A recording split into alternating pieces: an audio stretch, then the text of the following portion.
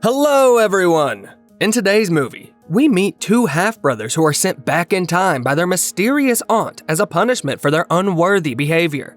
They find themselves living the life of black slaves before the abolition of that monstrous system. Now, the guys have to experience firsthand the very things they laughed at. Make yourselves comfortable as we're about to get started. The movie opens up with Joel strolling around the city. He casually looks around the neighborhood and meets an old friend, Kader. T'as passé combien de temps en placard?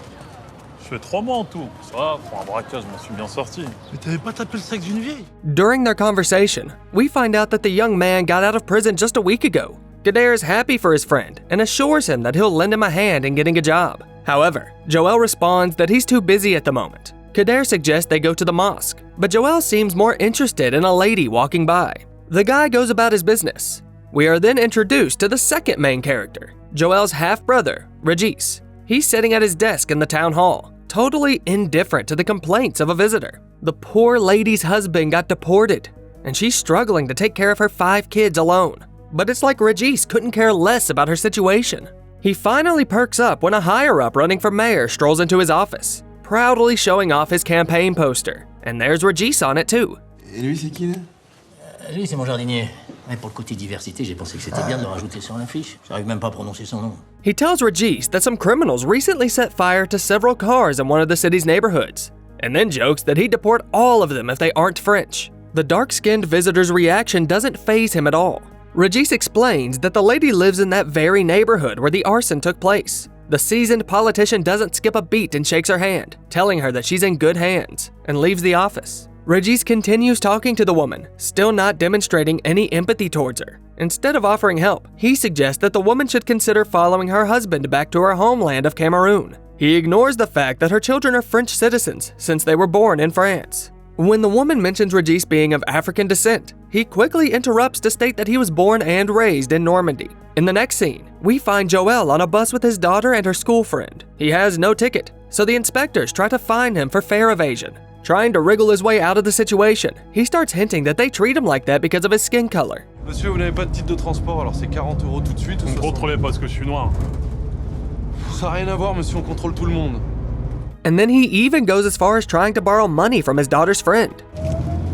He goes around accusing all bus passengers of being racist and even tries to silence a woman who lived through the era of German Nazis. On top of that, he claims to be Muslim.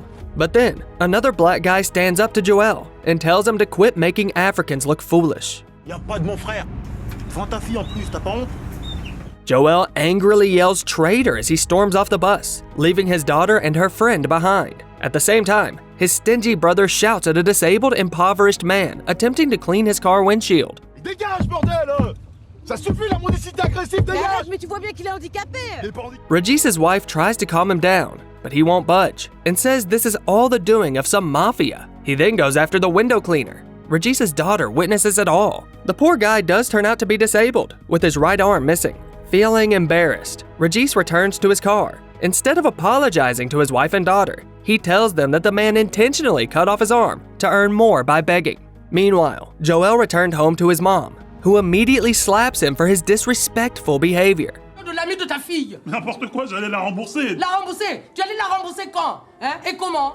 Joel accuses the daughter sitting at the table of snitching, and then he insults her friend. Joel's mom is furious. She threatens to kill him and tells him not to come home until he finds a job. The phones suddenly start ringing in both Regis and Joel's apartments. It's their uncle, sharing the grave news that their father is on his deathbed. Regis hasn't been in touch with his father for a while, so he isn't bothered by the news. He actually told his wife that his dad had already passed away and had never been there for his sons. His wife gets upset with him for lying to her and convinces him to travel to the Caribbean to visit his father. In the next scene, the brothers accidentally run into each other at an airport in the West Indies. They hop into a cab and head straight to their dad's place. During the ride, they talk about their lives. Regis seems content with his life, with a 9-year-old daughter, a loving wife, a job in the town hall, and a new house by the riverbank. Joel, on the other hand, doesn't share much about himself, not wanting to sound pathetic. Et toi? Pareil. Tout pareil. Joel says he runs his own charity and has a house on the bank of the Seine. When the guys arrive at the house, they are greeted by their uncle. He says that they have arrived just in time. Their father is dying, but is still conscious and can talk. The sons follow him to their father's bedside. They do not recognize their stepsisters or the mysterious aunt with a long pipe in her mouth. The man lies in bed and tries to recall all the women he has been intimate with. Then he notices his offspring and beckons them to approach him. Joel and Regis reluctantly take his hand. The man says he's been a bad father, and Regis readily agrees with that. The brothers perk up when they hear that the elderly head of the family wants to pass on some kind of family treasure to them. Turns out, the treasure is the certificate of liberation that set his distant ancestor free from slavery in the 18th century. The valuable paper has been carefully passed down across the generations. Without wasting any time, Joel suggests selling the document to a museum. But Regis has other plans. He wants to head home immediately. The half-brothers mockingly tear up the cherished document right in front of their furious aunt. The disrespectful guys burst into loud laughter as they watch the torn pieces falling to the floor. Then in the blink of an eye, Joel and Regis seem to vanish into the smoke from their aunt's pipe and find themselves transported far back in time. The brothers wake up in the middle of a field, not certain where they are. Regis blames Joel for what just happened. Out of the blue, a dark-skinned guy in peculiar clothes dashes past them, pursued by two white men with a dog. Without thinking twice, Joel decides to run as well. Cours! Quoi cours? Quand on est noir et qu'on voit deux noirs courir, on court, c'est une règle de survie. One of the pursuers hits Regis with a buttstock, and soon they catch up with Joel as well. The half-brothers are then thrown into a cage and hauled off to the market to be sold. Quoi, c'est malade? Ta gueule! Tu vois pas que c'est des flics en civil? Along the way, Joel films everything with his phone, and Regis tries to rat out his half-brother. The white captors are not particularly interested in what they have to say, as they only think about how much money they can get for the two slaves. Gradually, the half-brothers realize where they are. The next scene takes us to a market, where the visitors from the future are being sold among other dark-skinned people. Sont en parfait état et ils multiplieront en un rien de temps la rentabilité de vos plantations. Feeling desperate, the half-brothers start crying, and Regis wonders out loud whether they are on a prank TV show. For that, he gets punched in the stomach. The aunt responsible for sending them there, who appeared out of nowhere, is keeping an eye on the whole situation. Regis and Joel remain unsold until the very end, facing a lot of insults from potential buyers. Eventually, the auctioneer is willing to sell them two for the price of one. Yet even despite this bargain, no one is interested. Then the seller declares that he wouldn't want to kill the two and continues trying to persuade potential clients. Pour le prix d'un. C'est bon, je vous les prends. The half-brothers try to appear more appealing to the buyers to avoid getting killed, and surprisingly it works. Monsieur Jordan buys them to work on his plantation. As they arrive, they meet Henri, the overseer in charge of the slaves. Joel gets sent straight to the fields while Regis ends up in the kitchen. The former employee of the town hall tries to protest, claiming it's a mistake, but a slap on his head shuts him up in no time. Following their owner's suggestion, they are given new names. Joel becomes Gideon, and his brother becomes Gaspar. The next scene takes us inside the house where 6 people are gathered. The clergyman, the fiancé of the eldest daughter of the house who's blind, a married couple of slave owners, and their child Victor. The owner of the estate and his family listen to his heir play the piano. After a short performance, everyone leaves the room. Meanwhile, Joel is brought to the plantation and left in the care of Isidore, a tall black male slave. Occupe-toi du nouveau.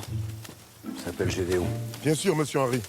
Regis finds himself in the kitchen, where he kind of loses touch with reality and spaces out.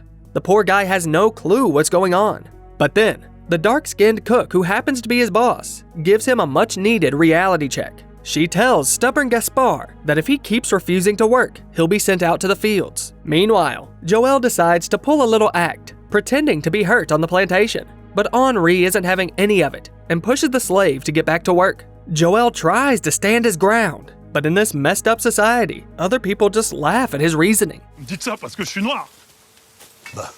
Back at the estate, Victor says he wants to give the leftover food to the slaves, but his father says he doesn't like to watch the boy hang around the plantations. The homeowner's wife adds that the blacks eat other, less sophisticated food. Throughout the meal, other absurd and silly stereotypes are tossed around. D'ailleurs, méfiez-vous. À trop les approcher, c'est peut-être vous qu'ils finiraient par manger. This conversation takes place in front of Regis and the cook. They stand in the hall and listen to all the racist absurdities coming from their owners. As Gaspard settles into his new place, Gideon's first day working in the field comes to an end. He gets a well-deserved dinner, but is too disgusted by it to eat it. The movie then takes us back to the house, where increasingly absurd racist things continue to be voiced at the table. When it gets dark, the half-brothers meet at the hut where they have to spend the night. They can't believe they somehow ended up in the 18th century.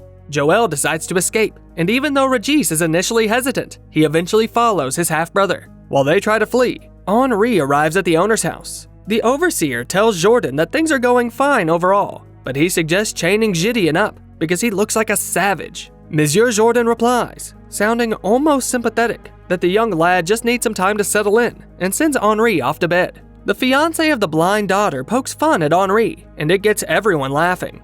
Et ne vous trompez pas, n'allez pas dormir dans une case. As the brothers dash into the woods, Regis tells Joel that he used to be a scout. In response, the latter playfully tries to scare him, but then out of nowhere, a wild-looking person with striking white makeup on his face suddenly emerges from the bushes, sending the guys running away in fear. The half-brothers end up sleeping in the hut on the estate, as they didn't have the guts to continue their escape after all. Come morning, the overseer wakes up the slaves, and when Joel refuses to get out of bed, he resorts to using some forceful persuasion. Ferme ta gueule, y'en a qui dort.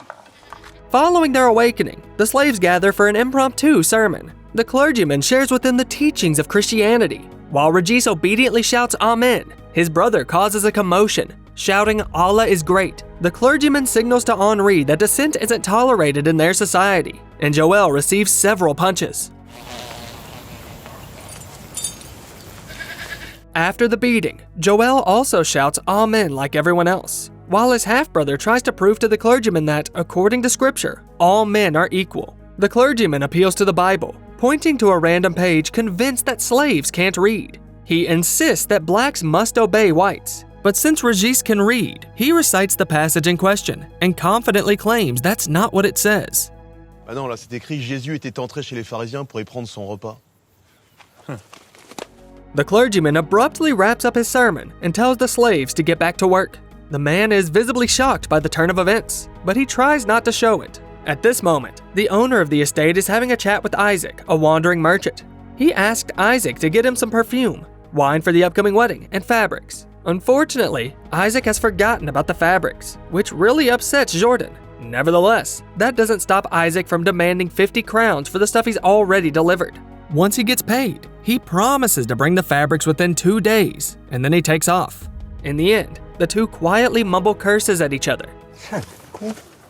Joel shows up at the plantation, looking fresh after cleaning up. He figures being 2 minutes late is no big deal, but Henri nearly flips out and wants to teach him a lesson for his insolence. Isidore tries to help Gideon, but he isn't backing down, for which he gets punched by Henri and tumbles to the ground. Feeling hopeless, he quickly gets up and tries to make a run for it, but he can't get away. Gideon gets in big trouble for trying to escape, but Jordan decides to punish him by whipping him in public. As soon as the verdict is given, Gideon has to endure the lashes. In the crowd, the brothers' aunt, who sent them back in time, observes the punishment. At the same time, Joel gets a couple more lashes for passionately speaking about freedom and equality. He gets one final lash for directly insulting Henri. Afterward, he is untied by Rosalie, the cook, who works in the kitchen alongside Regis, and Isidore from the plantations. Gaspard gets summoned by his master for a chat about his morning argument with the clergyman. Monsieur Jordan tests Gaspard's reading skills, asks about work, and decides to promote him to assistant overseer. Les esclaves sous ta responsabilité? Je sais pas, c'est-à-dire que... He also notes that educated black men are rare and suggests that his white side is what made him smarter. While Gaspard is getting a promotion, Rosalie takes care of Gideon. When Rosalie sees Gideon's body, she thinks he likely hasn't done much work in the fields back home. He looks like a rich man and seems kind of clueless. Gideon then tries to flirt with the cook, but she doesn't seem interested. Qu'est-ce que tu fais? Quoi? She says she doesn't have a boyfriend, but she's in love with Isidore. She says he's smart, strong, and speaks well. Afterward, Rosalie leaves Gideon to rest. The very next morning, Gaspard wakes his brother by dousing him from a bucket. Mais c'est mon sang pour pisser. Regis then leads the slaves to the bridge and tells them it needs to be fixed. It's clear he enjoys being in charge, but to his brother, he pretends it's all part of his plan until they can figure out how to travel back to the future. En fait, lécher le cul des Blancs, c'est une stratégie. Évidemment. Joel is pleased at first, but then gets to work with his partner looking disappointed. A satisfied Regis runs back into the estate, whistling to himself. He calls Henri a partner, but the latter makes an odd comment. C'est pas la taille qui compte. It seems certain stereotypes of black anatomy really bother the overseer. At home, the owner and his family listen to the clergyman's mediocre poetry made up of words on a piece of paper. These are the rules of the game they're playing. Gaspar reports that the bridge has been repaired. He speaks of it as if it's his personal achievement, and then gives the owner a friendly pat on the shoulder. It's then the groom's turn to give poetry a shot, but he can't quite nail it. That's when Regis steps in with his own version. The owner's daughter, without realizing who the author is, starts clapping, but stops promptly when her mother lets her know that the poet is a slave. Monsieur Jourdan explains that Gaspar is a rare, intelligent black man who can read. Everyone bursts into laughter and jokingly suggests that Regis play the piano. Regis sits down and begins to play. La même couleur aux gens, la même couleur aux gens, gentiment. For his provocative song, Regis is subjected to a public whipping. The mysterious aunt with her pipe and Joel are in the crowd, watching the punishment. The two brothers plan their escape again, and the next morning, they hop into Isaac's departing wagon. It's their second attempt at breaking free together. Victor witnesses their escape, but keeps it to himself. When they finally reach their destination, Isaac wakes up his uninvited passengers. Turns out he knew all along that he had two guys in the back of his wagon.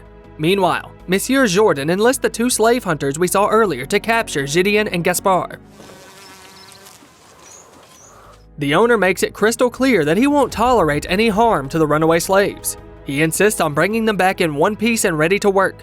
This is because the last runaway slave was returned with his feet cut off. When this incident is mentioned, one of the slave hunters bursts into a crazy laugh, while the other attempts to brush it off as an accident. As Jourdan gets his makeshift search party ready, Joel and Regis have a friendly chat with Isaac. He welcomes them into his home and offers them some water. Isaac's decision to help them stems from a sense of solidarity, as he's a Jew. However, a peaceful conversation takes a turn when Joel jumps in with a sharp remark about Palestine. This sparks a heated argument between him and Isaac about who have historically faced greater suffering, black or Jewish people. Regis tries to step in and intervene, but eventually ends up taking Joel's side. Hearing the approaching slave hunters, Isaac lets the half-brothers out through the back door. During a short chase through the forest, they realize that they have come to the shore of some sea or ocean. The brothers are lucky to find a boat tied up nearby, which they decide to steal. Excited, they leave the shore and shout insults to their pursuers, quickly moving away from the land. Their joy, however, proves to be short-lived. Sometime later, a ship spots them and picks up the two clueless runaways. Ironically, the ship is owned by slave traders, so the brothers are quickly sent to the hold with the others. The slaves there call Regis the White Devil in Senegalese. To them, he is as white as the men who enslaved them. After Regis attempts to connect with people around him, he gets spat on, even by his own brother, who quickly chooses to side with the dark-skinned majority. It's like deja vu as history repeats itself. It's the same auctioneer, the same bidding, and the same shackles all over again. The two slave hunters are already waiting for the runaways here, ready to take them to Monsieur Jourdan. They put the slaves in chains and head into the forest to bring them back to the estate. At one point, the captors decide to stop and let the dogs rest. The guy wearing Joel's clothes can hardly restrain himself from cutting off the slave's feet. The other slave hunter goes into the woods with the dogs to fetch some food, leaving his partner to guard the captured slaves. But their little break is interrupted by a dark-skinned native with a white painted mask emerging from the nearby thickets. The next scene shows us a tribe of rebellious Africans. They have hanged the slave hunters and want to fight for freedom. Regis and Joel are accepted into the tribe. The leader passionately encourages his followers to stand up for their liberation and break the chains that bind them. He concludes his fervent speech by urging the crowd to kill all white people, sparking an explosive wave of approval among the listeners. Regis is the only one who objects. Est-ce que vous êtes prêts à massacrer tous les blancs? No! The tribe won't let this slide and chases the pair back into the forest. Joel and his brother find themselves in a strange clearing, where they meet the mysterious aunt casually puffing on her pipe. Suddenly, she reveals what they have to do to return to their time. They must take control of their destiny, go back to Isidore and Rosalie, their ancestors, make things right, and in the end, smoke the pipe. Alors seulement, vous rentrerez chez vous.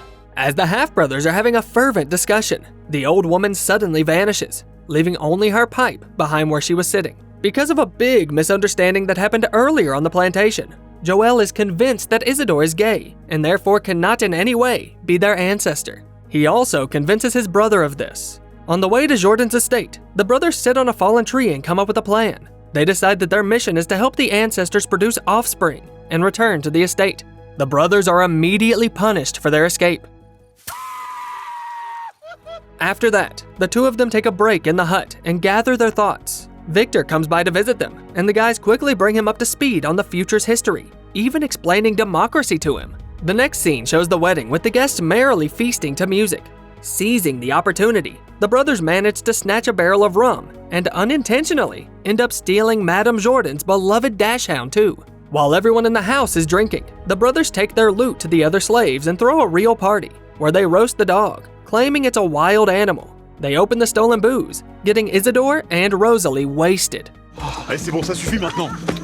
Je jure, j'ai rien fait. We're back to the estate again, where people are dancing and celebrating. Though the whole scene feels quite boring and pompous, Jordan comes over to Henri and casually hints that opulence might not be his thing, as he can't enjoy the party like everyone else. Upon hearing this, Henri leaves. Meanwhile, the half-brothers are trying to make their ancestors get it on in a very weird way. Arrête de souffler fort! Je respire, ça va! After they're done, the guys figure they fulfilled all the conditions set by their aunt, so they decide to smoke the pipe. However, Joel still wants to have a bit of fun one last time. They grab some metal tools and head over to the owner's house. Surprisingly, Henri, who's drinking alone, lets them in without any trouble. Eventually, they end up amidst the wedding festivities and urge the guests to loosen up and have some fun. They act as if they're going to have a blast and make the most of their time. They peel off the fake beauty spots and make the guests eat them. Joel licks and kisses the aristocratic ladies. The clergyman gets a cake to his face. At this point, Henri enters the room. He points his musket at the brothers as they approach Jordan. Grinning, the heroes try to smoke the magic pipe, but nothing happens. They are locked up in a cell, about to be hanged the next morning. Regis shares with Joel that back in Normandy, he was the only black person in his entire private school, and because of this, he endured constant bullying from his peers. He says he changed his behavior according to his surroundings, calling it integration. Joel responds by pointing out that he didn't have the same privileges as his half-brother. In the end, they hug. The next morning, Henri enters their cell. Bonjour, messieurs! C'est l'heure de retourner vous balancer aux branches. Just before their execution, the owner's son runs away, falls into a river, and begins to drown. Everyone rushes to save the boy, taking advantage of the chaos. Isidore knocks Henri out and frees the brothers. Joel and Regis go on the run. On the way, they see Victor in the water being carried away by the current. The guys rescue the boy, for which Monsieur Jordan grants them the very certificate of liberation they tore up before their journey to the past. At the last moment, Regis asks to free Isidore instead of himself. His brother is reluctant to follow his example at first, but then returns to the plantation to set Rosalie free. In the end, the guys get gratitude from their ancestors. Victor is sent to be taught by a clergyman, and everything finally seems to be right. But Henri ruins the touching scene with his pipe smoking and threats. Suddenly, the magic smoke carries Regis and Joel back to their own time.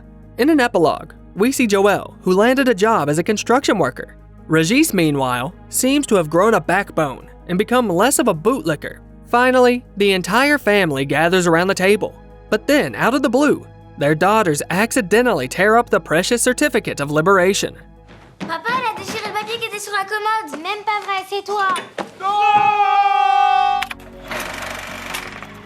The movie took French critics and viewers by surprise with its delightful charm. It was praised by the audience and secured the second spot in the box office on its opening day, second only to the legendary Transformers: Dark of the Moon. Only Harry Potter and the Deathly Hallows was able to push it from the spot during the first week. In just 3 weeks, the movie was seen by over 1 million viewers and remained among the top grossing films for 5 weeks. Thanks for watching. Make sure to subscribe to the channel and click on notifications. And also hit that like button so that more videos come out as often as possible. In the meantime, leave us a comment with your favorite movie about the abolition of slavery.